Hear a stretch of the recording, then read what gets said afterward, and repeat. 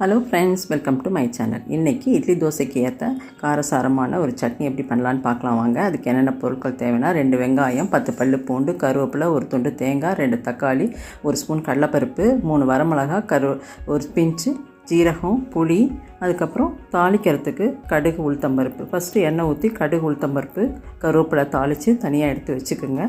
அதுக்கப்புறம் அதே எண்ணெயில் கடலைப்பருப்பை பொன்னிறமாக கோல்டன் கலர் வர வரைக்கும் வறுத்து அது கூட மிளகாயும் சேர்த்து இந்த மிளகாய் வதங்கினதுக்கப்புறம் அதை எடுத்து தனியாக வச்சுட்டு அந்த கடலைப்பருப்புலேயே வெங்காயம், பூண்டை சேர்த்து தக்காளி சேர்த்து நல்லா வணக்கிட்டு உப்பும் மஞ்சத்தூளும் சேர்த்து வணக்குங்க.